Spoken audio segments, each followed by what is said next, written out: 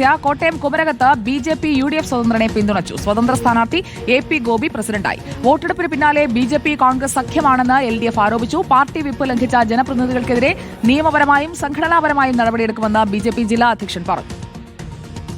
യു.ഡി.എഫിന്റെ സ്വതന്ത്രമാണ്. ഏത് നോട്ടീസും പോസ്റ്ററും നിങ്ങളെടുത്ത് നോക്കിയാൽ അറിയാം യു.ഡി.എഫിന്റെ മുഴുവൻ നോട്ടീസിലും യു.ഡി.എഫ് സ്വതന്ത്രമാണ്. ഇപ്പോൾ അത് സാങ്കേതികത്വമായിട്ട് സ്വതന്ത്രനാണ് എന്ന് പറഞ്ഞുകൊണ്ട് വർഗീയതയ്ക്ക് ഒരു മറയിടുവാനുള്ള അധികാരം പിടിച്ചു പറ്റുവാൻ കോൺഗ്രസും ബി.ജെ.പിയും എല്ലാ കാലത്തും ചെയ്യുന്ന കൂട്ടുകെട്ടാണ്. കേരളമാകെയുള്ള കൂട്ടുകെട്ടിന്റെ ഏറ്റവും പ്രകടമായ തെരഞ്ഞെടുപ്പാണ്. പ്രകടമായ രാഷ്ട്രീയ പാരമ്പര്യമുള്ള കുമരകത്തിന്റെ മണ്ണിനോട് ചെയ്ത കടുത്ത വഞ്ചന. ഇവിടെ കോൺഗ്രസിന്റെ മെമ്പർ അല്ല വോട്ട് സ്വീകരിച്ചിരിക്കുന്ന ബി.ജെ.പിയുടെ. അതൊരു സ്വതന്ത്ര സ്ഥാനാർത്ഥിയായിട്ട് മത്സരിച്ച ആളാണ്. സ്വതന്ത്രനായിട്ട് വിജയിച്ച മെമ്പറായ ആളാണ്.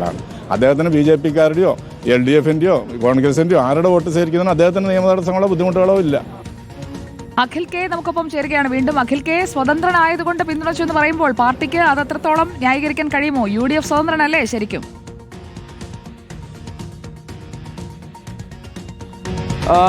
അതിൽ സുജയ്, അതായത് ഇദ്ദേഹം സ്വതന്ത്രനായിട്ടാണ് മത്സരിച്ചത്. ആ വാർഡിൽ യു.ഡി.എഫ് മറ്റേ സ്ഥാനാർത്ഥി നിർത്തി, അതായത് ബിനു പുളിക്കണ്ടത്തിന്റെ ഒക്കെ പാലായിൽ നമ്മൾ കണ്ടതുപോലുള്ള ഒരു സാഹചര്യമാണ് ഇവിടെ ഉണ്ടായിരിക്കുന്നത്.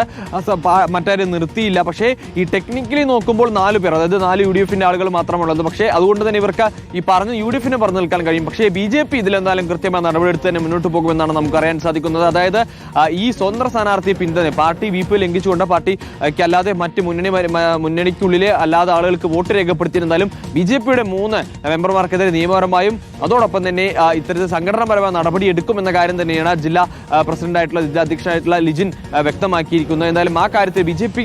മെമ്പർമാർക്കാണ് പണി കിട്ടിയിരിക്കുന്നത്. കാരണം ചുളിവിൽ യു.ഡി.എഫിന്റെ പിന്നോട് ജയിച്ച കെ.പി. ഗോപി അദ്ദേഹം പ്രസിഡന്റായി തെരഞ്ഞെടുക്കപ്പെട്ടു. എൽ.ഡി.എഫിന്റെ പ്രസിഡന്റ് സ്ഥാനം നഷ്ടമാവുകയും ചെയ്തു. അതുകൊണ്ട് എൽ.ഡി.എഫിനെ തിരിച്ചെടുക്കാൻ യു.ഡി.എഫിന് കഴിഞ്ഞു. പക്ഷെ അതിൽ പണി കിട്ടിയിരിക്കുന്ന എന്തായാലും ഇപ്പോൾ ബി.ജെ.പി. അംഗങ്ങൾക്കാണ്. എന്തായാലും ഉച്ചയ്ക്ക് ശേഷം നടന്ന ഈ വൈസ് പ്രസിഡന്റ് അധ്യക്ഷ സ്ഥാനത്തേക്ക് നടന്ന തെരഞ്ഞെടുപ്പിൽ ആ നാടകം നടന്നിട്ടില്ല. എൽ.ഡി.എഫിന്റെ രമ്യ ഷിജോ വൈസ് പ്രസിഡന്റ് ആവുകയും ചെയ്തിട്ടുണ്ട്. അവിടെ കൃത്യമായി മറ്റു വോട്ടുകൾ ചെയ്യുകയൊന്നും ചെയ്തിട്ടില്ല. കാരണം ഈ നിലവിൽ ഇപ്പോൾ ജയിച്ചിട്ടുള്ള പ്രസിഡന്റ് വോട്ട് ചെയ്യില്ല എന്ന് നേരത്തെ തന്നെ വ്യക്തമാക്കിയിരുന്നു. അവിടെ ബി.ജെ.പിക്കും അതുപോലെ തന്നെ യു.ഡി.എഫിനും വെവ്വേറെ സ്ഥാനാർത്ഥികൾ ഉണ്ടാവുകയും ചെയ്തിരുന്നു. സുജയ, ശരി, അഖിൽ കെ ആണ് വിവരങ്ങളുമായി നമുക്കൊപ്പം ചേർന്നത്.